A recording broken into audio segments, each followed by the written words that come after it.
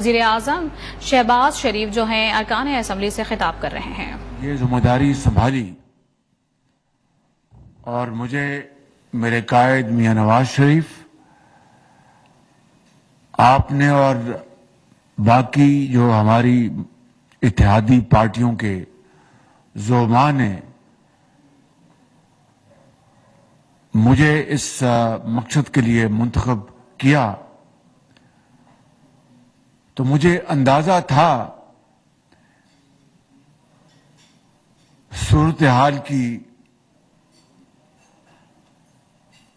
ترشی کی، سختی کی اور معاشی تباہی کی، لیکن ہم نے اللہ تعالیٰ کا نام لیا اور معاملات کو، ذمہ داری کو قبول کیا۔ اس نیت کے ساتھ کہ ہم مل کر پاکستان کو اس معاشی تباہی سے بچانے کی بھرپور کوشش کریں گے، باقی نتائج اللہ تعالیٰ کے ہاتھ میں ہیں۔ اس میں حصہ بقدر جسہ سب پارٹیوں کا اس حکومت میں حصہ ہے، اور ہم نے مل کر ذمہ داری نبھانے کے لیے اپنے سفر کا آغاز کیا۔ مگر جسے کہتے ہیں کہ سر مڈاتے اولے پڑے، دنیا میں تیل اور پٹرول کی قیمتیں اس وقت آسمان سے باتیں کر رہی تھیں، $120 فی بیرل سے بھی کراس کر گئی تھی، جو کہ پچھلی دہائیوں میں اس کی مثال نہیں ملتی۔ یعنی جب کبھی دنیا میں کوئی کرائسس آیا تو $80، $90، $100، 105، مگر یہ $120 سے بھی کراس کر گئی۔ دوسری طرف جانے والوں نے ہمارے لیے ایک گڑھا کھود دیا تھا، تاکہ جسے کہتے ہیں کہ نہ رہے بانس نہ بجے بانسری، یعنی دنیا میں آسمان سے قیمتیں باتیں کر رہی ہوں، اور اس پاکستان کی بدترین کرپٹ اور نااہل انکمپٹنٹ حکومت نے اپنے 3.5 پونے 4 سالوں میں تو اس ملک کے اندر ایک دھیلے کی بھی رتی برابر بھی عام آدمی کو اس کی زندگی میں بہتری لانے کی کوشش نہیں کی۔ لیکن جانے سے پہلے جب ان کو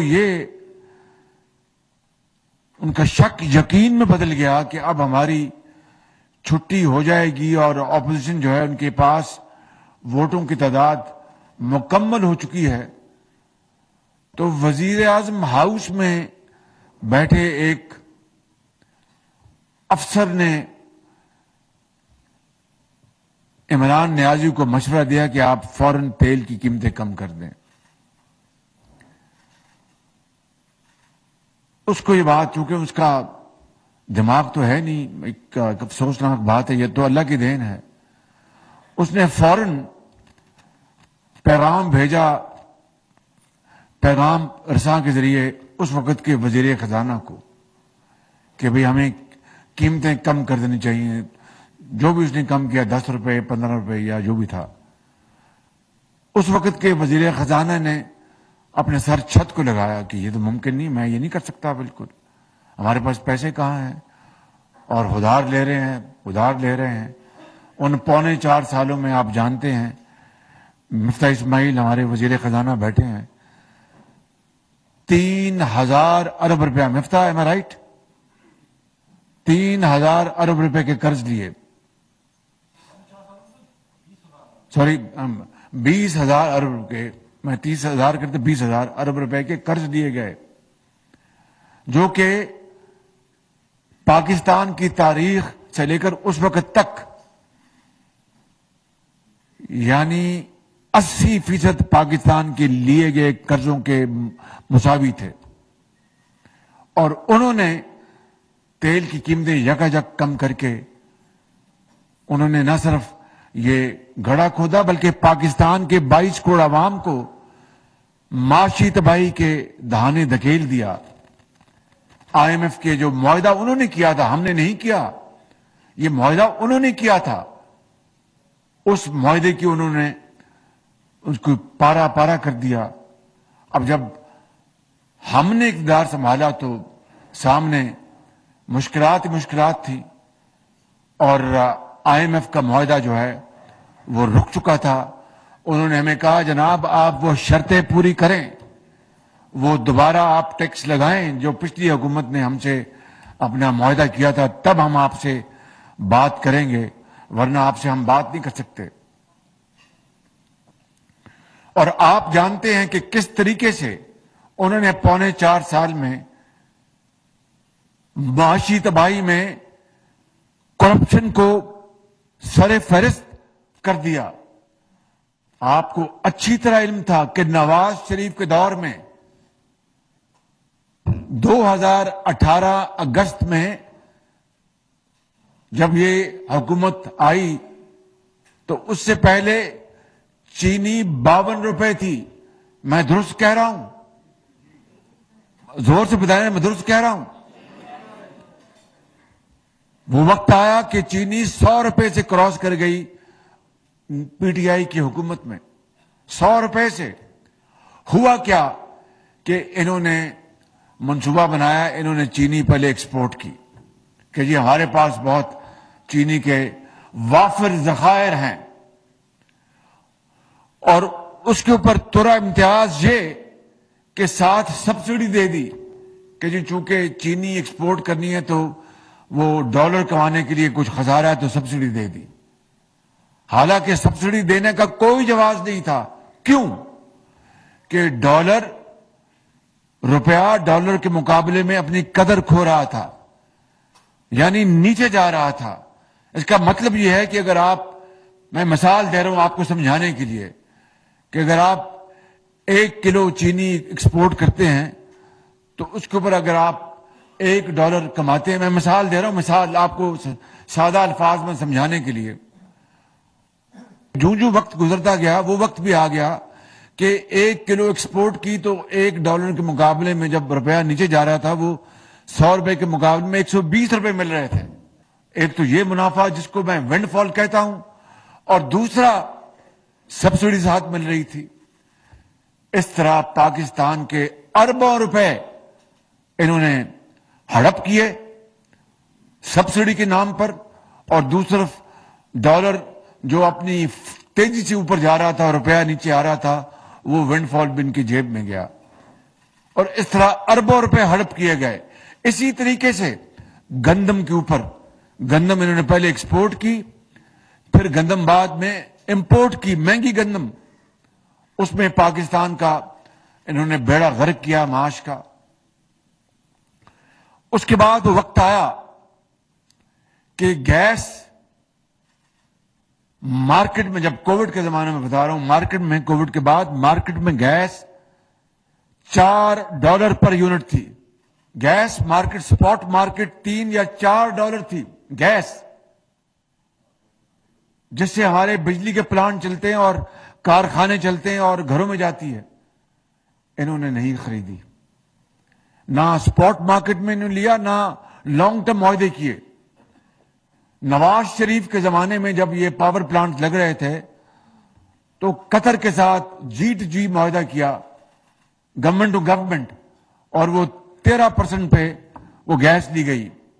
وہ مطلب میں آسان لفظوں میں سمجھا دوں کہ وہ کروڈ آئل سے اس کا گیس کا ایک ہوتا ہے ریلیشن، اور بہت اچھے وہ بہت اچھے داموں پر اور اچھے شرائط پر وہ معاہدہ ہوا لانگ ٹرم. پھر 2015-16 کی بات ہے، 16 کی. پھر 2021 میں دوبارہ ان کے دور میں معاہدہ ہوا. نواز شریف کا معاہدہ 15 سال کا تھا دیر پا، اور یہ معاہدہ دوسرا جو ہوا وہ 10 سال کا تھا. اس میں قطر نے مہربانی کی اور بھی انہوں نے سستی یعنی 10% پہ انہوں نے وہ گیس دی. اور وہ معاہدہ جب ہوا تو آپ کو یاد ہے وہ ہمارے جو سپاہ سالار وہ خود تشریف لے گئے تھے. اس کے بعد جب کووڈ آیا تو گیس جو تھی وہ یعنی بالکل ریوڑیوں کے بھاؤ بک رہی تھی. انہوں نے اس کو نہیں خریدا، نہ لانگ ٹرم نہ شارٹ ٹرم انہوں نے خریدا. اور پھر تیل مافیا اپنا حاوی ہو گیا، اور اس کا نتیجہ یہ نکلا کہ مہنگی ترین بجلی بننی شروع ہوئی پاکستان میں. اور پھر جب یوکرین کا کرائسس آیا، کیا پتا ہوتا ہے کرائسس کب آ سکتا ہے، جنگ چھڑی تو روس نے گیس بند کر دی. پوری دنیا، یورپ خاص طور پر، وہ پل پڑا جہاں جہاں گیس اویلیبل تھی. اور ہمارے جیسے ملک کو گیس حاصل کرنا ہمارے لیے دشوار ہو گیا. آپ یقین کریں کہ پوری کوشش کے بعد ٹینڈرز کھلتے تھے، کوئی بڈ نہیں آتی تھی کہ گیس اویلیبل نہیں تھی. اور ہمیں مہنگے ترین تیل خریدنا پڑا، مہنگا ترین تیل. اور اس سے پہلے بجلی بنائی، اور بجلی بنا کر آگے جو چھوٹا جو غریب آدمی اس کو سبسڈی دے کر آگے بجلی مہیا کی. یعنی مہنگا ترین تیل خریدا، مہنگی ترین بجلی بنائی، اور آگے پھر یہ خودار کی زندگی ہم بسر کرتے ہیں. پھر اس میں پیسہ ڈال کر اس کو بجلی کو سستا کر کے آگے عام آدمی کو، کسان کو بجلی مہیا کی. یعنی جس ملک کی حالت یہ ہو اس کے ساتھ 3.25 سال جو کھلواڑ کھیلا گیا، جو تماشا کیا گیا، وہ میں نے اپنی زندگی میں نہیں دیکھا. ایسا بڑے بڑے لوگ دیکھے، لیکن اس طرح کا تماشا جس نے پاکستان کی معیشت کو اس کا کچومر نکال دیا. دن رات جھوٹ بولا قوم کے ساتھ، چور اور ڈاکو کا بیانیہ دن رات اپنا ہر جگہ کہا. اور چاہے اپنا لوگوں کی دال روٹی کا معاملہ ہو، چاہے لوگوں کے روزگار کا معاملہ ہو، ٹانگ پہ ٹانگ رکھ کر بھاشن دینا، اس کے علاوہ انہوں نے کچھ نہیں کیا. اور اس کے ساتھ ساتھ جو باقی جو معاملات جو اب سامنے آ رہے ہیں وہ آپ کے سامنے ہیں. میں تفصیل میں نہیں جان چاہتا تاکہ میں جو اصل مقصد جو آج کی میٹنگ کا ہے میں اس پر، اور بار بار کہتا تھا کہ پاکستان جو ہے وہ یہ بن جائے گا سری لنکا. وہ اب آپ دیکھ لیں اس کا چہرہ، دیکھ لیں اس کا، کہ وہ چاہتا تھا کہ خدا نہ خواستہ پاکستان سری لنکا بن جائے. وہ چاہتا تھا، وگرنہ یہ خواہش نہ ہوتی تو کبھی ان کا سابق وزیر خزانہ عمران خان کے حکم پر فون کرتا کہ جناب آپ وہ لیٹر جو ہے لکھ دو وفاق کو کہ ہم اپنے سرپلس نہیں دیں گے. کیونکہ آئی ایم ایف کی شرط تھی، یہ آپ کے سمجھنے کی بات ہے کہ تمام شرائط میں سے ایک یہ بھی شرط تھی کہ صوبے لیٹر لکھیں وفاق کو، چاروں صوبے، کہ ہم سال کے آخر میں سرپلس جو ہمارا جو بجٹ جو ہے ہمارا جو وہ سرپلس میں ہوگا. اور پھر جب وہ وقت قریب آ رہا تھا آئی ایم ایف کے بورڈ کی میٹنگ کا، یعنی 29 اگست جو ابھی گزری ہے، انہوں نے اپنا فون کیے فائنانس منسٹر کے پی کو اور فائنانس منسٹر پنجاب کو. کے پی کا تو خط پہنچ گیا، پنجاب کا خط بیچ میں کہیں اٹک گیا. اور اس کی آپ نے آواز سن لی، گفتگو سن لی. اس کے بعد کسی کو شک ہے کہ وہ شخص جو اپنے آپ کو مسیحا کہتا تھا کہ میں پاکستان میں 90 دن میں پاکستان میں کرپشن ختم کر دوں گا، میں پاکستان میں جو یہ چور ڈاکو 300 ارب ڈالر لے گئے میں وہ واپس لے کے آؤں گا، 100 ماروں گا آئی ایم ایف کے منہ پہ، 100 ماروں گا فلانے کے منہ پہ، اور اس کے باوجود بھی ہم پہ अपना सरप्लस बच जाएगा, जो कहता थकता नहीं था कि मैं पाकिस्तान में मैं 50 लाख गरीबों के लिए घर बना के दूंगा, जो ये कहता थकता नहीं था कि मैं पाकिस्तान में 2 करोड़ नौकरियां दूंगा, जो ये कहता थकता नहीं था कि मैं अगर रुपया जो है वो महंगा हो जाए, बिजली 1 रुपया महंगी हो जाए तो वो वजीर आजम वो चोर होता है, जो ये कहता थकता नहीं था कि बिजली के बिलों को आग लगा दो और हुंडी के जरिए पैसे लाओ। आज मेरे बुजुर्गों, भाइयों और बहनों, ये हमने सख्त फैसले जरूर किए हैं, उसकी वजह मैं आपको भी बताता हूं, लेकिन कम से कम आप उसका चेहरा जान लें। जब हमारी पार्टी ऑपोजिशन में थी तो किस तरीके के साथ इसने हमारे मेंबरों के साथ सलूक किया और जेलों में पहुंचाने के लिए और काल कोठरी में पहुंचाने के लिए आखिरी हद तक गया। लेकिन सलाम है मियां नवाज शरीफ को, सलाम है आपको, हमारी पार्टी के जो मां को, जिन्होंने बड़ी बहादुरी के साथ पूरा मुकाबला किया। मेरे बुजुर्गों, भाइयों और मेरी बहनों, हमने तो कभी रोना धोना नहीं किया, यहां तक कि बेटियों और बहनों को नहीं छोड़ा। कौन नहीं जानता कि मरीम नवाज शरीफ के साथ कितना इन्होंने जुल्म किया। एक और हमारी बहन जो है जरदारी साहब की बहन, उनके साथ क्या जुल्म किया, और मैं क्या बताऊं आपको, किस किस का नाम लूं, और फिर किस तरह उनके साथ जेलों के अंदर सख्ती की गई कि इनको जमीनों पर लटाओ और ये करो और वो करो। सबने, हमने, अल्लाह ने हिम्मत दी, उसको बर्दाश्त किया।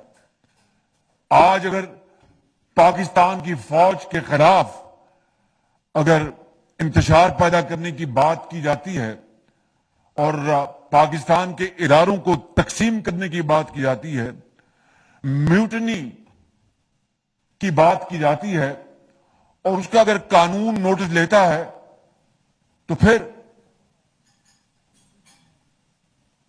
वो भी चेहरा आपने देखा और वो भी जुबान देखी कि ये जब जेल जाते हैं तो इन्हों दे लक की पीड़ शुरू हो जाती है। तो मैं कहता हूं कि अल्लाह किसी को इस तरह का दिन ना दिखाए। इंसान को अपनी औकात में रहना चाहिए और खुदा का खौफ दिल में होना चाहिए। किस तरीके से रौनक के साथ मुकदमे बनाए गए और आर्टिकल 6 तक के लिए एफआई को कहा गया कि आर्टिकल 6 के तहत इनको शहबाज शरीफ को, ख्वाजा आसफ को, मरियम को, नवाज, सबको उनको अंदर करो और इनसे ये करो, परवेज जीत, किस किस के खिलाफ आर्टिकल 6 तक गए। कानून बदला, नैब का कानून बदला कि जनाब रिटायर्ड जजेस लेके आ जाओ ताकि इनको सजाएं दिलवा दें। भाई जो हाजिर जजेस हैं उनकी क्या कमी थी कि आपको रिटायर्ड जजेस की जरूरत पड़ गई? भाई कियानी साहब प्लीज तो जो मेहरबानी करके। तो ये जो सूरत हाल थी मेरे बुजुर्गों, भाइयों और बहनों, ये इंतहाई तकलीफ देती, लेकिन उस रब ने हमें हौसला दिया। आज हमने 4 महीनों में, और मियां नवाज शरीफ से लेकर मुझे और पूरी पार्टी, कौन चाहेगा कि एक धेला भी गरीब आदमी के ऊपर हम उसको बोझ डालें महंगाई के लिहाज से? कौन चाहेगा?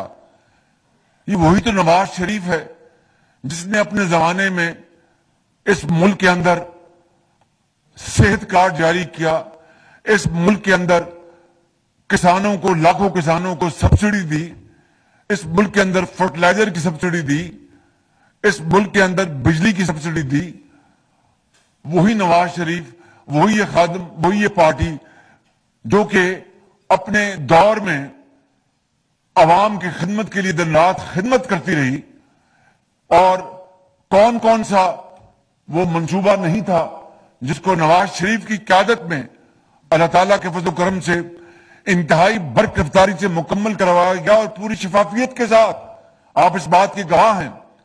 आज मैं पूछता हूं कि किस मुंह से ये चोर डाकू लोगों को कहता है? भाई 3.25 साल اپنے تم حکومت میں رہے, تم نے FIA تمہارے پاس, نیب کو تم نے ہمارے خلاف اس طرح چھوڑا ہوا تھا کہ اگلا جملہ میرے منہ پہ لا نہیں سکتا, اور پھر خود تم لاہور میں جا کر بیٹھتے تھے اپنے پیاروں کے ساتھ کہ مریم نواز کو اس طرح جیل میں بند کرو, خواجہ آصف کو اس طرح یہ تکلیف دو, رانا ثناء اللہ کو اس طرح تکلیف دو, سعد رفیق کو اس طرح تکلیف دو. خود بیٹھ کے تم لاہور میں جب ان کی بیلیں کینسل ہوتی تھی یا ان کو نیب گرفتار کرتا تھا, اور آج آپ 4.25 سال کہتے ہیں کہ چور ڈاکو. کس منہ سے؟ اس کا مطلب یہ ہے کہ تم پیدا اس دن ہوئے کہ جس دن شاید دنیا میں سب کوئی جھوٹ بولتے تھے, اس کے علاوہ اور کچھ کا مجھے جواب نہیں ملتا. اور میں آپ کو آج کہتا ہوں کہ اس سے بڑا جھوٹا, مکار اور فریبی اور دوگلا اور پاکستان دشمن شخص شاید کبھی اپنے دنیا میں پیدا ہوا ہوں. بالکل یہ میں ایمانداری سے کہتا ہوں.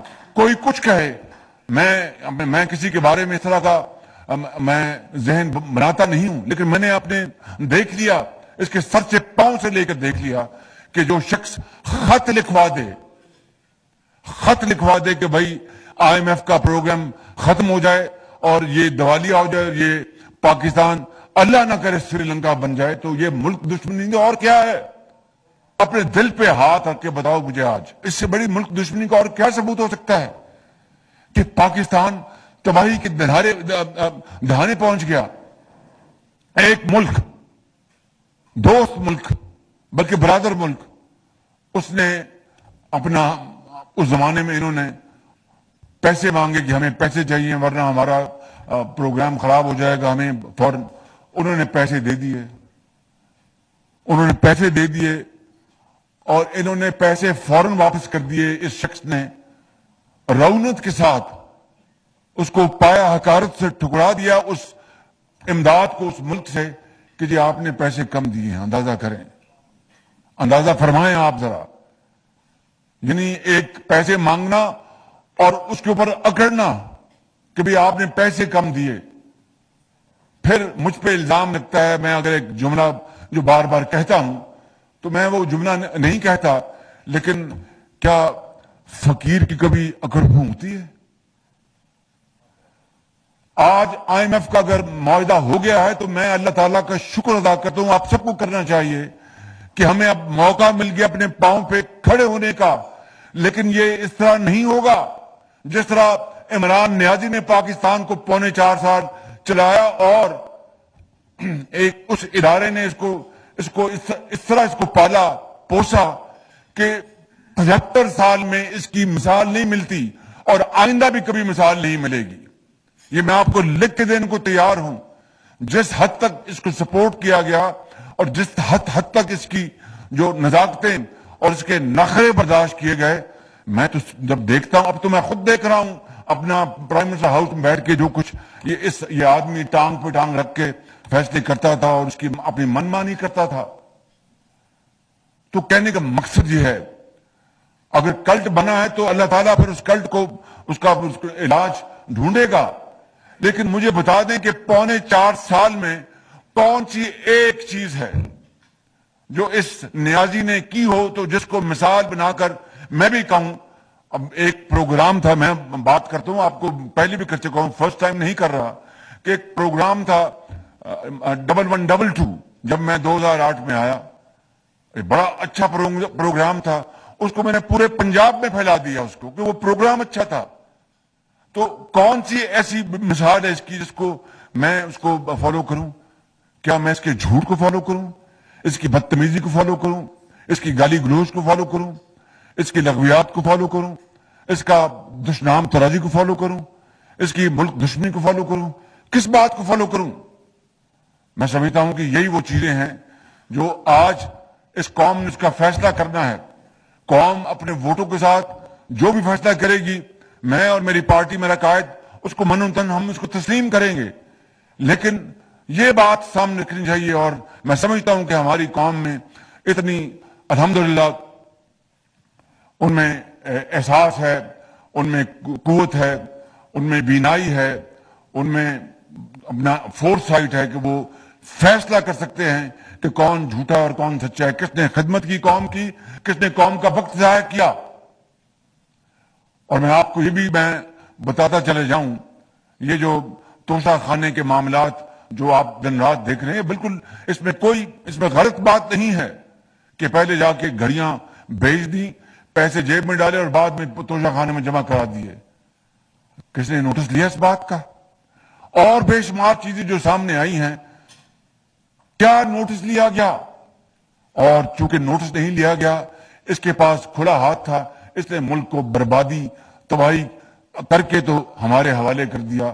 لیکن آج 4 مہینے کے بعد میں یہاں پر آپ کو کھڑے ہو کے یہ کہنا چاہتا ہوں کہ ان 4 مہینوں میں بجلی تیل اور پٹرول کی قیمتیں شروع میں بہت بڑھی، کمی بھی آئی، لیکن کمی کم آئی اور بڑھائی زیادہ گئی، اس میں کوئی دو رائے نہیں ہے۔ سچی بات یہی، حقیقت یہی ہے، تکلیف دہ حقیقت ہے۔ اگر میرے بس میں ہوتا تو میں وہی آپ کا خادم ہوں نا۔ آپ جانتے ہیں کہ جو اپنا رمضان شریف میں رمضان بازار لگتے تھے، آٹا سستا بکتا تھا، دوائیاں مفت تھیں، اعلیٰ دوائیاں تھیں، ہسپتالوں میں علاج مفت ہوتے تھے، PKLI بنایا، کینسر کے مریضوں کو مفت ادویات ملتی تھیں، پورے پنجاب میں ہسپتالوں کو نئے ہسپتال بنا دیا گیا تھا، علاج مفت تھا، غریب اور بیوہ علاج کے بغیر ہسپتالوں سے جان سکتی تھی۔ تو میں یا نواز شریف دوبارہ اب 4 مہینوں میں آپ کے اوپر، عوام کے اوپر کوئی مہنگائی کا بوجھ ڈالیں گے؟ یہ کس طرح ممکن ہے؟ لیکن حقیقت یہ ہے کہ یہ ہمارے بس میں تھا نہیں۔ اب تازہ ترین مثال بتاتا ہوں آپ کو، آج اخباروں پڑھا ہوگا کہ 2 روپے 7 پیسے پٹرول کی قیمت بڑھی ہے اور 2 روپے 99 پیسے شاید ڈیزل کی قیمت بڑھی ہے۔ ساری رات میں اس کے اوپر میں لگا رہا، میں ساری رات، میں کل سارا دن، میرا فرض ہے، میری ذمہ داری ہے، کوئی بتانے کی بات نہیں کہ میں وہ آفت زدہ علاقے جہاں پر تباہی مچی تھی KP میں سارا دن وہاں تھا، اور رات کو مجھے فکر یہ تھی کہ اب 15 دن بعد قیمت ہم نے بتانی ہے تیل کی اور پٹرول کی کیا ہوگی۔ تو میں لگا ہوا تھا 3-4 دن سے، کل رات کو بیٹھ کے، یعنی جو پھر انسانی حد تک تھا ایک شفاف طریقے سے، وہ ہم نے پھر اس کا حساب کیا، اور 2 روپے 7 پیسے اور 2 روپے 99 پیسے پٹرول، اس میں ہم نے اپنا اضافہ مجبوراً کرنا پڑا، مجبوراً۔ عوام کو یہ جو فیول ایڈجسٹمنٹ چارج ہے، جس کو FAC کہتے ہیں، تو جو FAC کا جو ہوتا ہے، اس کا جو ہوتی ہے اپنا جو بھی کم ہو یا زیادہ، تو 2 مہینے بعد یہ پاس آن ہوتا ہے۔ تو یہ جو مئی اور جون میں جو بل آئے، وہ مارچ میں جو شپمنٹ آئی تھیں، جو آسمانوں سے جو قیمتیں باتیں کر رہی تھی تیل کی، وہ آئیں، اور 2 مہینے بعد یہ پھر FAC جو پاس آن ہوتا ہے۔ اس لیے جون میں اور جولائی میں ایک بے پناہ جو FAC چارج جو بڑھا، جس سے کہ عام آدمی کے طوطے اڑ گئے، اور یقیناً، اور میں کئی دن بیٹھ کے یہاں پر بیٹھا رہا جاتے ہیں، یہ میں اس غریب عوام کو یہ میں پاس آن نہیں کر سکتا، لہذا بڑی ہم نے ارک ریزی کی، بہت اس کے اوپر میں نے کوشش کی۔ تو پہلے مرحلے میں یہ سن لیں، 200 یونٹ جو بجلی استعمال کرتا ہے، یعنی بجلی کی جو 200 یونٹ استعمال کرتا ہے، اس کو ہم نے ایگزمپٹ کر دیا، اور جو ایگزمپشن کی، اس کا جو حکومت کو جو اس کا بوجھ اٹھانا پڑا، وہ کتنی اماؤنٹ تھی؟ 21 ارب روپے، مگر وہ 48 یا 52% جو کنزیومرز ہیں اس کو کور کرتی تھی۔ میں نے کہا نہیں، جب تک کہ 300 یونٹ تک ہم ایگزمپشن نہیں دیں گے، اب مڈل کلاس کہاں رہی؟ اس مہنگائی کے بعد تو مڈل کلاس ایروڈ ہو گئی ہے۔ میں نے کہا کہ 300 یونٹ تک ہم ایگزمپشن دیں گے تو بات بنے گی، اس کے بغیر بات نہیں بنے گی۔ چنانچہ 200 کو ہم نے ایگزمپٹ کیا FAC میں، 6 ستمبر تک مہلت لی کہ سبھی کا ہم نے بل رکوایا، اور آج میں الحمدللہ آپ کو کہہ سکتا ہوں کہ 300 یونٹ تک جو لوگ بجلی استعمال کرتے ہیں، ان کو سب کو FAC سے ایگزمپشن ہم دے دیں گے۔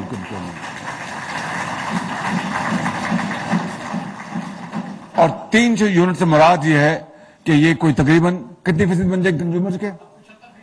75% کنزیومر جو ہیں، یعنی اگر 100 بجلی استعمال کرتے ہیں، میں مثال دے رہا ہوں، تو 75 جو ہیں وہ اب اس سے ان کو مکمل طور پر استثناء مل گیا ہے، وہ اب ان کو ایف اے سی کے چارج نہیں دینے پڑیں گے. وگرنہ یقین کریں کہ ڈرائیوروں کو بھی ان کے بل جو 18-20 ہزار کا بل آ گیا، وہ کدھر جاتے بیچارے؟ وہ تو اللہ کا کرم ہے، شکر ہے، پتہ نہیں اللہ تعالیٰ کو کیا ان کو منظور تھا کہ اپنا عزت بچ گئی، ورنہ اگر وہ سڑکوں پہ آتے تو بالکل بجا طور پہ آتے سڑکوں کے اوپر. یہ ہیں وہ حالات جن سے ہمیں گزرنا پڑ رہا ہے. آپ یقین کر لیں، یہ ہے وہ مشکلات جو کہ آج ہمیں جس کا سامنا ہے. لیکن میں آپ کو یہ بتانا چاہتا ہوں کہ ہمت ہارنے کی کوئی بات نہیں انشاءاللہ. اب یہ طوفانی بارشیں ہوئی ہیں پورے پاکستان میں. 2010 میں جو سیلاب آیا تھا، جنوبی پنجاب، پورا جنوبی پنجاب وہ دریائے سندھ لگ رہا تھا. یہاں پر جنوبی پنجاب کے میرے دوست بیٹھے ہیں، سامنے بیٹھے ہیں، ان سب کو پتا ہے، چاہے وہ مظفر گڑھ ہو، چاہے وہ پنجند ہو، چاہے وہ میاں والی ہو، چاہے وہ ککڑا والا ہو، یعنی پورا میاں والی سے لے کے تو رحیم یار خان تک پانی پانی تھا. تو بے پناہ تباہی ہوئی تھی. اور پھر ہم سب نے مل کر اللہ تعالیٰ نے کرم کیا، ایک ایک گھر کو ہم نے بحال کیا، ان کو گھروں میں ان کو آباد کیا اللہ تعالیٰ کے فضل و کرم سے، ہمت کے ساتھ. ان کو ان کے جانوروں کو چارہ بھی دیا، ادویات بھی دی، ان کو کمپنسیشن بھی دی، اربوں روپے کمپنسیشن دی. ان کے گھروں کو ہم نے آباد کیا، ان کو ہم نے جو بیج مفت دیے، ان کو ہم نے یعنی سب کچھ ان کے حوالے کیا، اور خدا کے فضل و کرم سے وہ سب آباد ہوئے. یہ جو سیلاب آیا ہے بارشی دریائی، یہ میں نے اپنی تاریخ میں اس سے زیادہ سیلاب اس سے بڑا نہیں دیکھا. میں پنجاب گیا ہوں، میں سندھ گیا ہوں. سندھ جو ہے یقین سکھر لے لیں، شکارپور لے لیں، لاڑکانہ لے لیں، پانی پانی ہے، پانی ہر طرف، چاروں طرف پانی ہے. کھجور کی درخت بالکل تیار، وہ سب تباہ ہو گئے. گندم تباہ ہو گئی، کاٹن تباہ ہو گئی، یعنی ہزاروں لاکھوں ایکڑ زمین جو ہے وہ پانی کے اپنا زیر آب ہے بالکل. اور ہر چیز تباہ ہو گئی، گھر تباہ ہو گئے. 1000 سے زائد لوگ اللہ کو پیارے ہو گئے ہیں، جن میں 300 بچے ہیں. اسی طریقے سے بلوچستان میں آپ جعفر آباد جائیں، نصیر آباد جائیں، قلعہ سیف اللہ جائیں، آپ چمن جائیں، قلعہ عبداللہ جائیں، کچھی جائیں، جہاں پر بھی جائیں پانی نے تباہی مچا دی ہے. اس طرح کل میں کے پی سے ہو کے آیا ہوں، کلام سے لے کر مدین، بحرین، وہاں پر دریا میں کھڑے ہوٹل جو ہیں، اب وہاں پر ایک بڑا ظلم ہوا ہے. وہاں پر جو بھی اس کو ذمہ دار ہے اس کو وہاں پر قرار واقعی سزا ملنی چاہیے کہ دریا کے پیٹ میں انہوں نے ہوٹل بنا دیے انہوں نے. اب بتائیے کہ پھر اگر کوئی طغیانی آئے گی تو کوئی عقل کا اندھا ہی کہے گا کہ یہ ہوٹل جو ہے وہ قائم رہے گا. اسی طریقے سے وہاں پر بھی پل اڑ گئے، وہاں پر فصلیں تباہ ہوئی ہیں. جو ٹورسٹ ہیں جو آئے ہیں وہاں پر خوبصورت مناظر دیکھنے کے لیے، ہزاروں لوگ وہ وہاں پر رکے ہوئے ہیں. اور میں آپ کو بالکل ذمہ داری سے کہہ رہا ہوں کہ حکومت پاکستان، این ڈی ایم اے، صوبوں کی حکومتیں، پی ڈی ایم ایس، افواج پاکستان دن رات لگے ہوئے ہیں، دن رات. اور میں ہر جگہ پہنچ رہا ہوں، ہماری ٹیمیں پہنچ رہی ہیں. میں آج ابھی اس کے بارے میں آپ سے بھی مجھے گفتگو کرنی ہے. اور ہم نے جو جتنے بھی گھرانے جو متاثر ہوئے پانی سے جہاں پر بھی ہیں، وہ چاہے وہ کوٹ سبزل میں ہیں، یا وہ اپنا نوشہرہ میں ہیں، یا وہ سکھر میں ہیں، یا کہیں بلوچستان میں ہیں، یا گلگت بلتستان میں ہیں، یا کشمیر میں، ان کو 25,000 روپیہ ہم فی گھرانہ دے رہے ہیں بے نظیر انکم سپورٹ پروگرام کے ذریعے. یہ وفاقی حکومت کا پروگرام، اور 28 ارب روپے دیے جا چکے ہیں. ان کو این ڈی ایم اے کے حوالے کر دیے گئے. این ڈی ایم اے آگے بسپ کو دیتے ہیں، جس کے پاس یہ سارا ڈاٹا ہے اور ہر چیز وہ بڑے شفاف طریقے سے دی جا رہی ہے. لیکن یہ رقم اب بڑھ جائے گی. مفتہ اسماعیل صاحب بڑے پریشان ہیں کہ جی میں پیسے کہاں سے لاؤں گا. میں کہتا ہوں کہ جہاں سے بھی پیسے لانے پڑے، ہم اس دکھی انسانی ان کو اس طرح نہیں چھوڑ سکتے. بالکل ان کا ہم ہاتھ تھامیں گے، ان کو ساتھ لے کے چلیں گے. इसी तरीके से 15 अरब रुपया हमने वफाक ने ऐलान किया है सिंध की अपना वहां पर बहाली के लिए, 10 अरब रुपए बलूचिस्तान के लिए, कल 10 अरब रुपए मैंने वहां पे ऐलान किया। केपी में जो लोग अल्लाह को प्यारे हो गए हैं उनको 10-10 लाख रुपया उनके घर वालों को दिया जा रहा है, जो कि कोई मुआवजा नहीं है। उनकी जिंदगी चली गई उनके प्यारों की, तो उनके लिए तो उनका सहारा जो था वो चला गया, वो सारी उम्र उनके लिए रोते रहेंगे। इसी तरीके से फसलों का नुकसान हुआ है, इसी तरीके से मकान, लाखों मकान गिर गए हैं। इन सब चीजों के लिए हमें वसाइल चाहिए, जो अब पिछले 4-5 दिनों में टेलीविजन पर, अखबारात में बहुत इंटरनेशनल मीडिया ने बड़ा उठाया। इसमें मरियम औरंगजेब साहिबा और हमारे शहरी रहमान साहबा, एहसन इकबाल साहब और दूसरे हमारे साथी शाजिया मरी साहिबा और चेयरमैन एनडीए में एक फौज के जर्नैल हैं, और यानी दर्जा बदर्जा तमाम लोगों ने चौधरी कमरुद्दीन कायरा उस टीम में शामिल है, और बेशुमार सूबे की हुकूमतें, वज़राए आला, चीफ सेक्रेटरीज, एनडीएम में, पीडीएमएस मिलकर उन्होंने सब कुछ दिखाया। कल बिलावल भुट्टो साहब ले गए थे सफीरों को, उन्होंने जाके दिखाया। बिलावल भुट्टो साहब ने यूनाइटेड नेशन में जो फ्लैश अपील करवाई, उससे यूएन जो है $160 मिलियन का उन्होंने दिया। फिर वो ये अपील ट्रिगर होगी इंशाल्लाह। और दोस्त ममालिक और हमारे बरादर ममालिक के कई सरबराहों ने मुझे फोन किए, उन्होंने कहा कि जी हम हाजिर हैं पाकिस्तान के अवाम के लिए और इंशाल्लाह हम इनको हर तरह से मदद करेंगे। ये सब कुछ हो रहा है और इंशाल्लाह हम अपने वसाइल भी हम बरूए कार्ड लाएंगे। लेकिन मुझे बताएं मेरे बुजुर्गों, भाइयों और मेरी बहनों कि 4 माह हो गए हैं मुझे दिन रात या तो IMF, अब कोई जरा सी बात होती है, यानी अब तो अगर छींक भी मारनी हो तो IMF से पूछना पड़ेगा। कितनी ये शूमी किस्मत है, कितनी अफसोस की बात है कि आप खुद अपने ताई आप आजाद नहीं है कि आप फैसला कर सकें। हत्ता कि ये जनाब जो बिजली के जो है हमारे जो अपना FSC, उसके लिए भी IMF से पूछना पड़ा कि जी हम ये कर रहे हैं, कहीं IMF हमारा जो हुक्का पानी बंद न कर दे। कौमें इस तरह जिंदा नहीं रह सकती। मैं बता दूं आपको, आज कौमें इस तरह जिंदा नहीं रह सकती। कौमें जिंदा रहती हैं, वो लड़ती हैं, मरती हैं, मेहनत करती हैं, ध्यान से काम लेती हैं और आगे बढ़ती हैं। बिल्कुल कौमें इस तरह आगे नहीं बढ़ती। हमें अपने पांव पे अगर खड़ा होना है तो IMF का ये आखिरी प्रोग्राम होना चाहिए। अल्लाह ने आपको पहाड़ भी दिए हैं, आपको वसाइल भी दिए हैं, खजाने भी दिए हैं, मादनी आपको वसीले दिए हैं, बेशुमार आपको अरबों खरबों के मादनी वसीले दिए हैं आपको, मगर उसके लिए हमने आज क्या किया, आज तक क्या किया? रेकोडेक की मिसाल ले लें। रेकोडेक एक ढेले की वहां से तांबा नहीं निकला, एक ढेला के वहां से सोना निकला और अरबों खरबों पाकिस्तान तावान में अदा कर चुका है। कभी कौमें इस तरह बनती हैं, फिर ये कहते हैं जनाब के हम मांग रहे हैं, और फिर 75 साल बाद भी अगर मांग रहे हैं तो फिर और क्या करते? ये खाकी अपनी फितरत है, ना नूरी है ना नारी है। ये सारा हमारा अपना अमल, हमारा अपना किया धरा है। मैं बताऊं आपको, किसी का कसूर नहीं है, हमारा अपना कसूर है कि हमने अपने पांव पे दिन रात कुल्हाड़े चलाए हैं। बिल्कुल मैं बता रहा हूं आपको मिसाल रेकोडेक की, एक मिसाल जो कि बलूचिस्तान की यानी जो तरक्की और खुशहाली में एक इंकलाब बपा कर सकता था पूरे पाकिस्तान के लिए, उसका हाल देख लें कि अरबों खरबों हम तावान वकीलों की फीसें अदा कर चुके हैं और अभी भी डर लग रहा है कि जो मुआहदा हुआ है कहीं वो टूट ना जाए। बताएं, खुदा ने आपको कहा कि ये खजाना है, इसको खोदो और खाओ, खुद भी खाओ, अपने रिश्तेदारों को भी, अजीजों को भी, और वो भी जो सफेद पोश है, और पूरी कौम को खुशहाल करो। वो खजाना खोदने के बजाय हमने अपने अरबों अपने बर्बाद कर दिए। अरबों डॉलर, ये मैं आपको बिल्कुल बता रहा हूं, अरबों डॉलर जाया हो गए हमारे।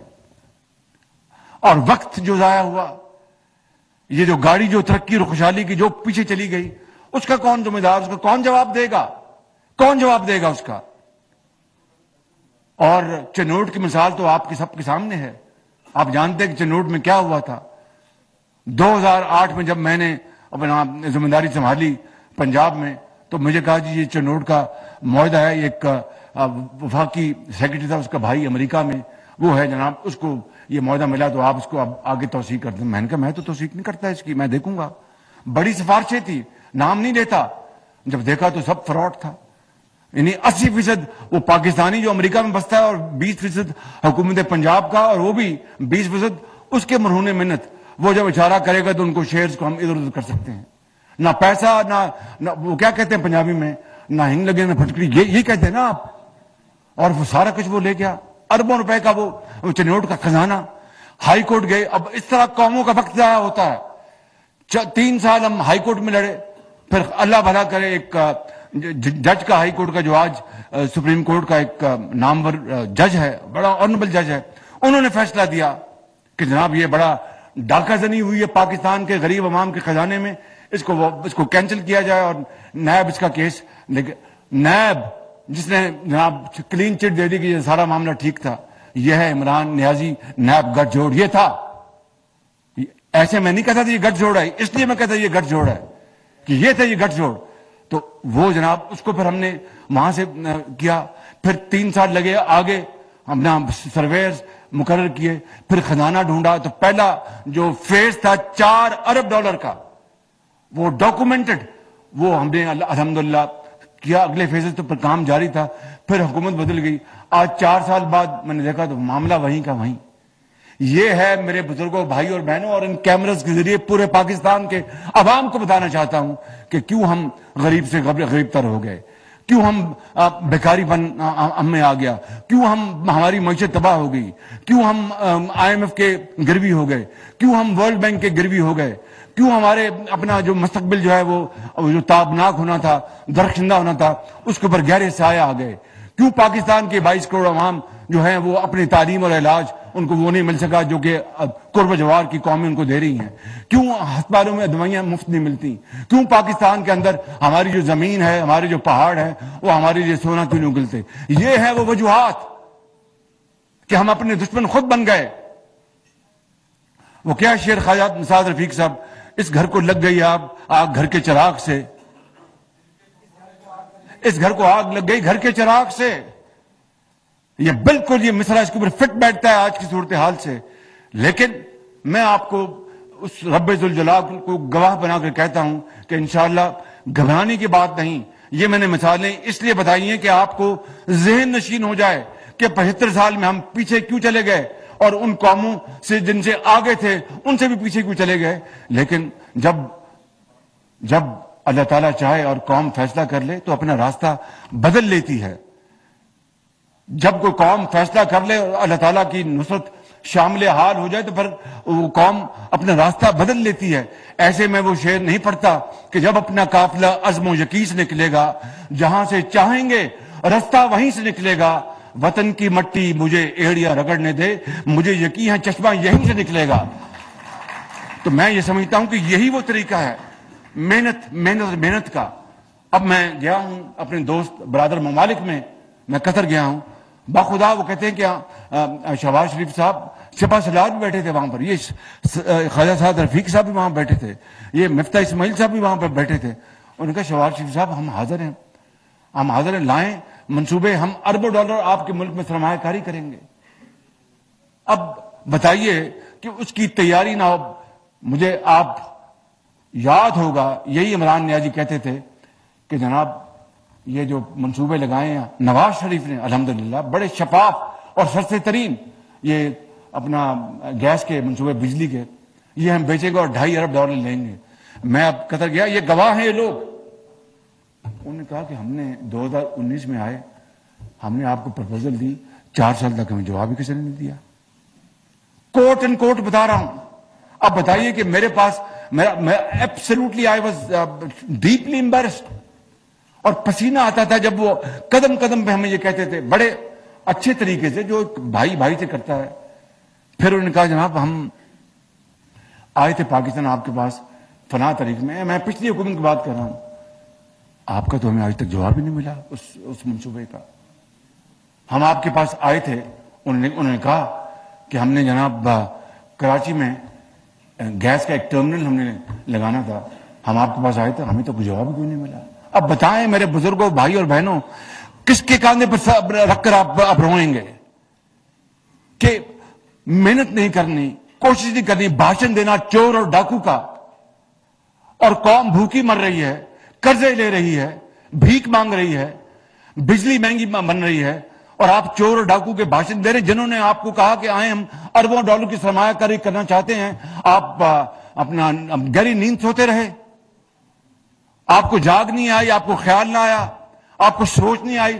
جو کوٹ سبزن میں ایک یتیم بچی بستی ہے, جو میران کی وادیوں میں ایک بیوہ اپنا زندگی بسر کرتی ہے, جو اپنا بلوچستان کے پہاڑوں میں جو بڑی مشکل سے زندگی بسر کرتے ہیں, جو اپنا برف پوش پہاڑوں میں کے پی میں جو بڑی سخت زندگی بسر کرتے ہیں, ان کا تو آپ کو خیال نہ آیا, ٹانگ پہ ٹانگ رکھ کے بیٹھے رہے.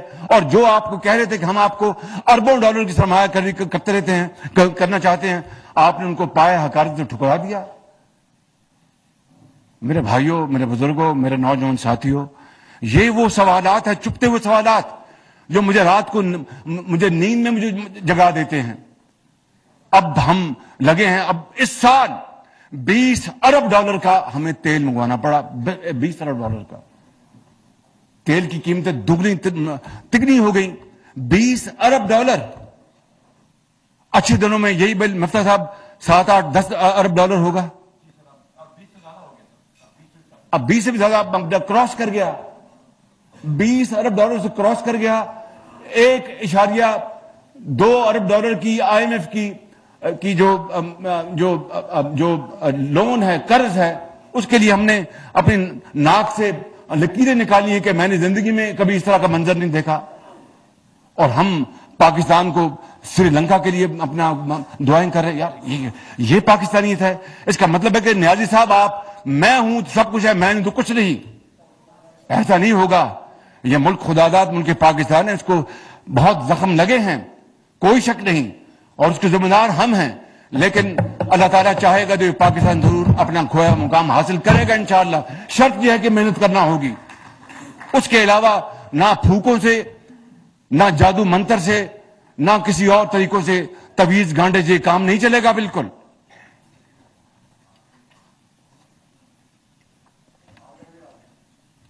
تو میں, بات بہت لمبی ہو گئی, دل میرا بڑا دکھی تھا, میں ساری باتیں آج آپ سے کھل کے کرنا چاہتا تھا.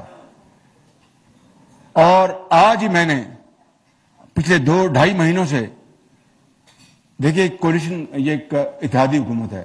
میں ایمانداری سے بتاتا ہوں کہ اتحادی حکومت کے بے پناہ فائدے بھی ہیں کہ یہ چاروں صوبوں میں کی یہ ایک نمائندہ حکومت ہے, لیکن اس کا اپنا ایک دوسرے ڈائنامکس بھی ہیں کہ مشاورت سے کام کرنا ہوتا ہے. اگر مشاورت اگر نہیں ہوگی تو وہ اتحادی بجا طور پر اعتراض کریں گے. اور مجھے آپ جانتے ہیں کہ میں کام کو دھکا دیتا ہوں, لیکن اب مشاورت کا میرا فرض ہے, میں وہ کرتا ہوں, اور وہ کرنی بھی پڑتی ہے. مجھے پوچھتے ہیں لوگ کہ شہباز شریف آپ اتحادی لوگوں کو کس طرح لے کے چلتے ہیں. میں نے کہا اللہ تعالیٰ مجھے میری مدد کر رہا ہے.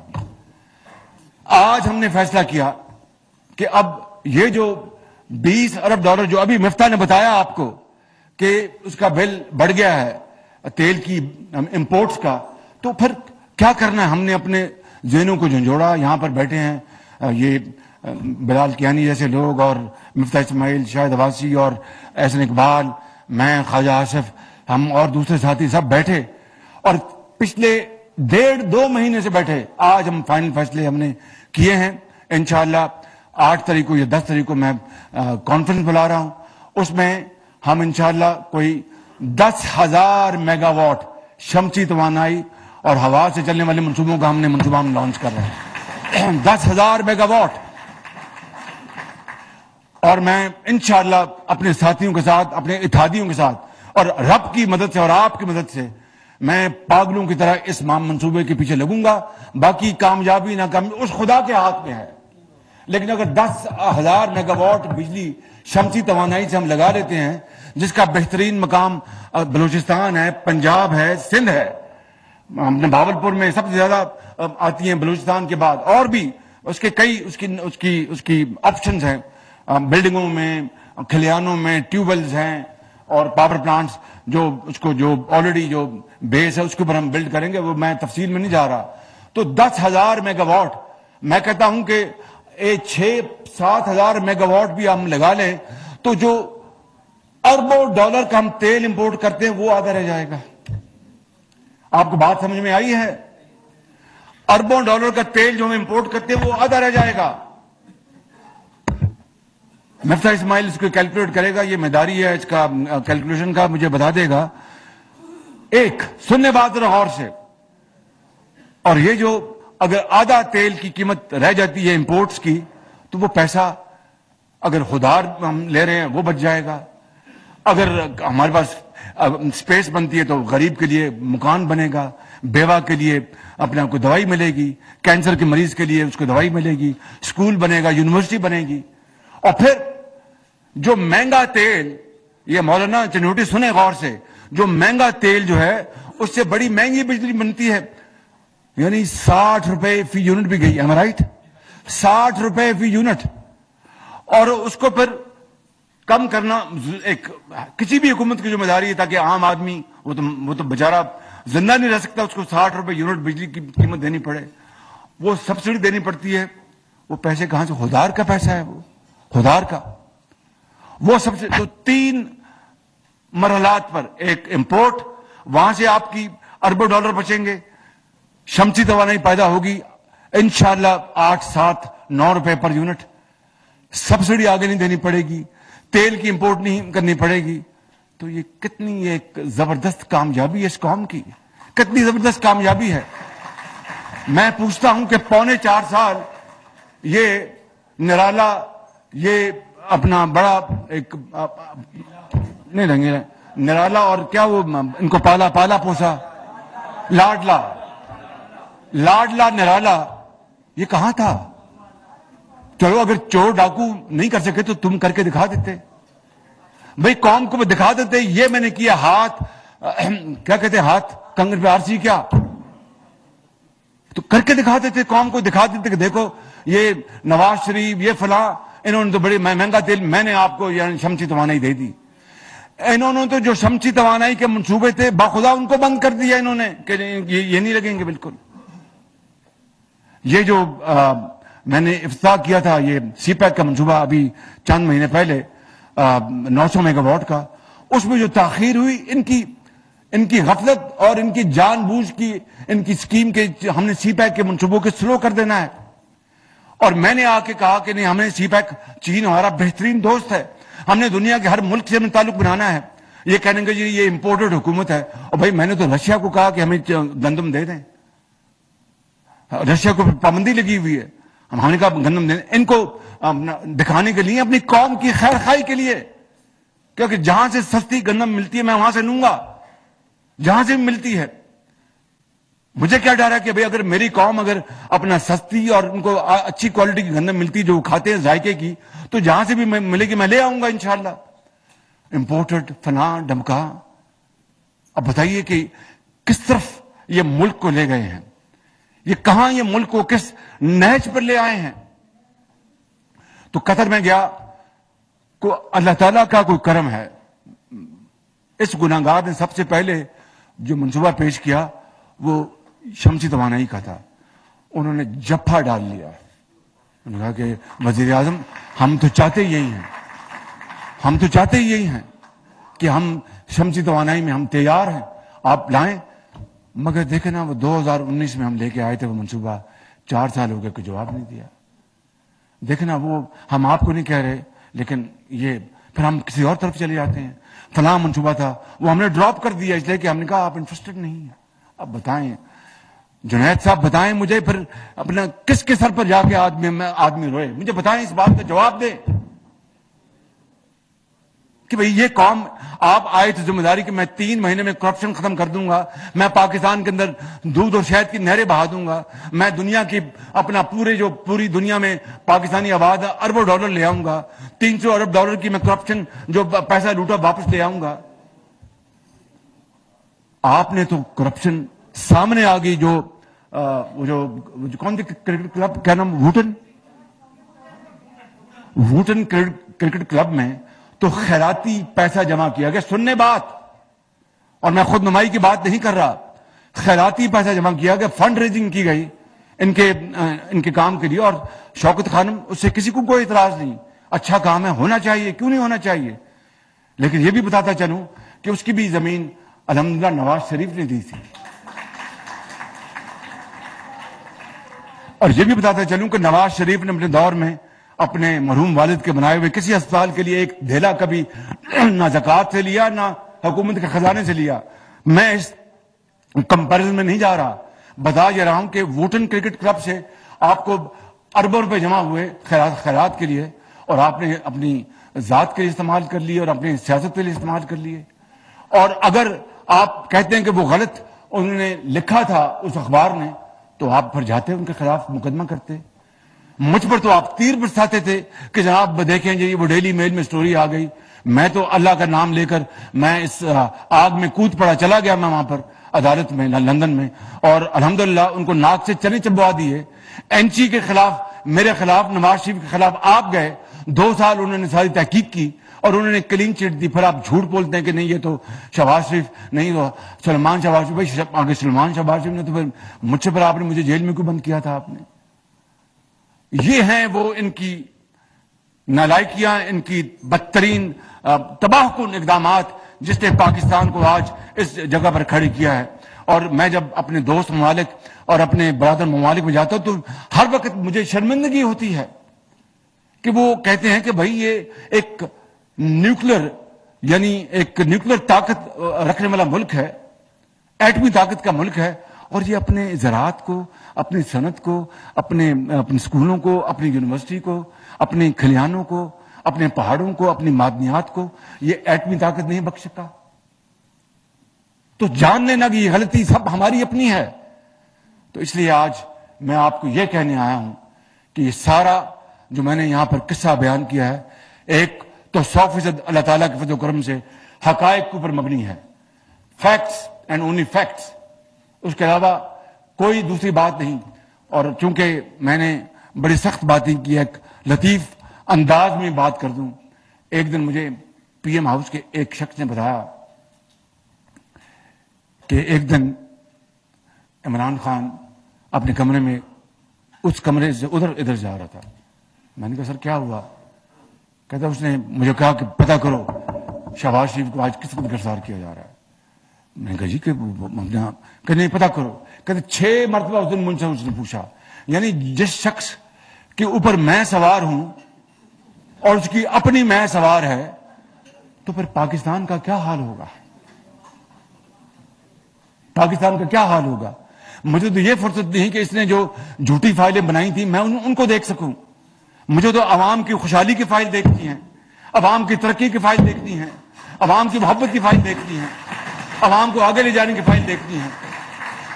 مجھے تو اس سے سروکار ہے, کسی اور چیز سے سروکار نہیں ہے. اس لیے یہ 10,000 میگا واٹ کا منصوبہ, اور میں اپنی پوری ٹیم کو میں شاباش دیتا ہوں.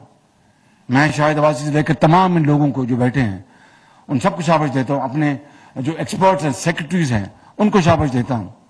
میں مفتاح اسماعیل کو, میں ڈاکٹر مصدق کو, میں سعد رفیق کو, رانا ثناء اللہ کو, جناب پیرزادہ صاحب کو, احسن اقبال کو, خواجہ آصف کو, جو سب یہاں بیٹھے ہیں, ان کو میں مبارکباد اور شکریہ ادا کرتا ہوں کہ یہ میرے بازو ہیں. اور اتحادی پارٹی کو تمام ساتھیوں کو. اور یہ 10,000 میگا واٹ کا شمسی توانائی کا منصوبہ اگر اس کی شروعات ہوگی اور چند ہزار میگا واٹ اگلے 10 مہینے میں لگ گئے, تو خدا کی عدالت میں جب اللہ مجھ سے پوچھے گا تم نے دنیا میں کیا کیا, تو میں کہوں گا کہ اربوں ڈالر کا تیل وہ بچا لیا اور عوام کو سستی بجلی مہیا کر دی. زراعت کے لیے, صنعت کے لیے, ہسپتالوں کے لیے, اسکولوں کے لیے, کالجوں کے لیے, یونیورسٹیوں کے لیے, ٹیوب ویلوں کے لیے, ہر چیز کے لیے. لیکن اس کے لیے ہمیں برداشت اور محنت کرنا ہوگی. خدا کرے, میری رب سے دعا ہے کہ اگلا جب 15 دن گزریں تو تیل کی قیمتیں اور پیٹرول کی قیمتیں اتنی کم ہو جائیں کہ میں اگلے 2-4 مہینے مجھے فکر نہ ہو, میں ان منصوبوں کے اوپر لگ جاؤں. میں اس وقت ہم سب لگے ہوئے ہیں سیلابی جو تباہی اس سے ملک کو بچانے کے لیے. آخری بات میں آپ سے یہ کرنا چاہتا ہوں, اور میاں نواز شریف صاحب کا بھی یہ حکم ہے کہ مہربانی کر کے آپ سے گزارش ہے کہ آپ سیلاب زدہ بھائیوں کی ان کے ساتھ جڑ جائیں.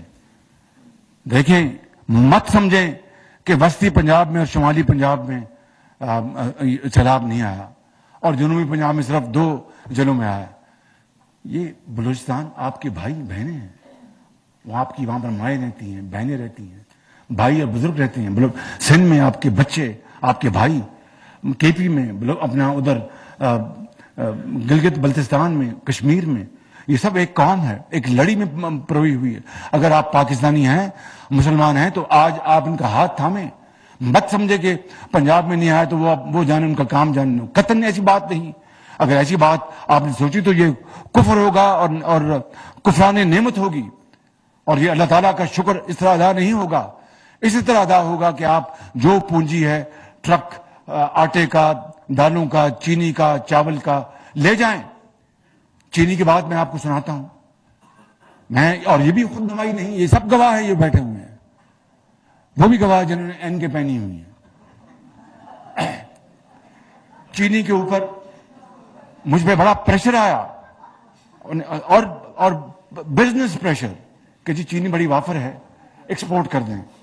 میں نے اسٹاکس منگوائے اور ان کا مطالبہ جائز تھا. میں بالکل کہ جی فارن مشین ڈالر کما لیں گے، اور بالکل جائز مطالبہ تھا کہ ڈالر کما لیں گے. اور ایک ڈالر کو ہم ترس رہے ہیں اس وقت کہ ڈالر آئے اور پاکستان کو اللہ تعالیٰ بلند کرے. تو وہ 400-500 ملین ڈالر اگر آ سکتا تھا تو مجھے تو بہت خوشی ہوتی. مگر میں نے کہا کہ میں اسٹاک چیک کراؤں.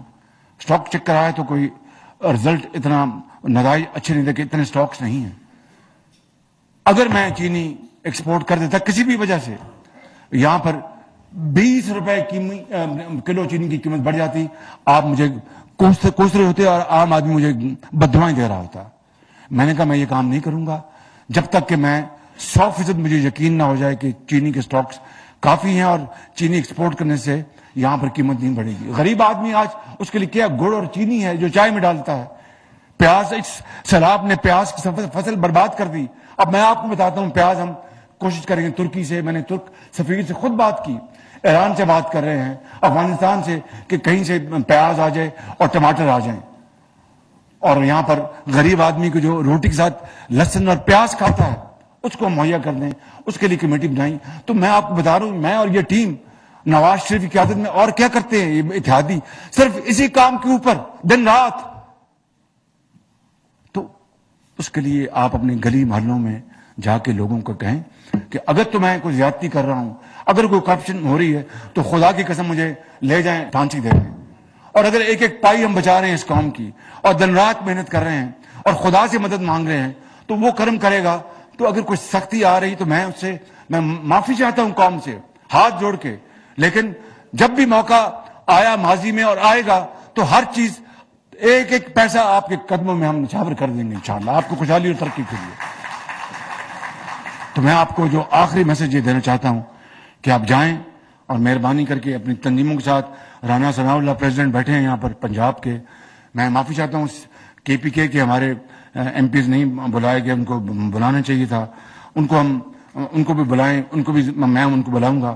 اور یہ اپنی ٹیمیں لے کے آپ سامان لے کے، اور ٹیمیں خالص سعد رفیق صاحب بیٹھے ہیں، آپ کی ذمہ داری ہے، میری آپ سے گزارش ہے. اور آپ ساتھ احسن بیٹھے ہیں، یہ چیئرمین ہیں اس کی فلڈ کمیٹی کے، آپ بیٹھیں. مہربانی کر کے میری آپ سے استدعا کہ آج رات تک ٹیمیں بن جائیں اور ان کی ڈیوٹیاں لگ جائیں کہ پاکستان کے کن کن علاقوں میں وہ آپ ہوں گے. اور فکر نہ کریں، میرے پاس ہر وہ انتظام ہے. میں آپ کی تصویر بھی دیکھ لوں گا کہ آپ وہاں پر کیا کھا رہے ہیں اور کہاں بیٹھے ہیں اور کہاں سو رہے ہیں. بالکل. تو آپ کو وہاں پر جا کے کام کرنا ہوگا، اور یہ آپ کام کر لیں گے تو دین اور دنیا دونوں کمائیں گے. آپ کی سیاست بھی ہوگی، آپ یہ جنت میں بھی گھر بنا رہے ہوں گے. تو آپ کا وعدہ ہے میرے ساتھ کہ آپ کریں گے؟ نہیں، زور سے بات کریں گے. یہ کریں گے؟ آپ وسائل لے کے جائیں گے، وہاں پر رہیں گے، ان کے سروں پر ہاتھ رکھیں گے، ان سے آپ شفقت سے پیش آئیں گے. بس یہ خواہش صاحب، یہ ان کا وعدہ ہے. اب آپ یہ بیٹھ کے یہ ٹیمیں بنا دیں. یہ بالکل یہ جو خرم دستگیر صاحب ماشاءاللہ سندھ گئے ہیں، آج صبح کے پی گئے ہیں، تو ان کا انشاءاللہ اگلے 5-7 دنوں میں 5-7 کلو وزن کم ہو جائے گا انشاءاللہ ان کا. وہ جا رہے ہیں وہاں پر ہر جگہ پر. تو اس کے لیے وسائل بھی اگر نقد ہے تو پرائم منسٹر ریلیف فنڈ میں ایک دھیلا بھی تو خدا اس کو قبول کرے گا انشاءاللہ. کروڑ دیں، 10 لاکھ دیں، 1 لاکھ دیں. آپ کے تاجر حضرات جو آپ کے محلوں میں رہتے ہیں یا شہروں میں رہتے ہیں ان سب کو کہیں. یہ ہیں اب شیخ صاحب، بڑا علم اللہ تعالیٰ نے ان کو دیا ہے، ان سب کو حصہ ڈالنا چاہیے. اگلی بات یہ ہے کہ مفتی اسماعیل صاحب کو میں نے گزارش کر دی ہے. ہاں جی، پروین بی بی ماشاء اللہ، واہ، وہ آپ کو کہنے کی ضرورت نہیں، پہلے میں لے چکا ہوں. تو آخری بات یہ ہے کہ مفتی اسماعیل صاحب بیٹھے ہیں، ان کو میں نے گزارش کی ہے کہ جہاں جہاں پانی گیا ہے، جہاں جہاں وہاں پر بجلی کے بل ان کو معاف کریں.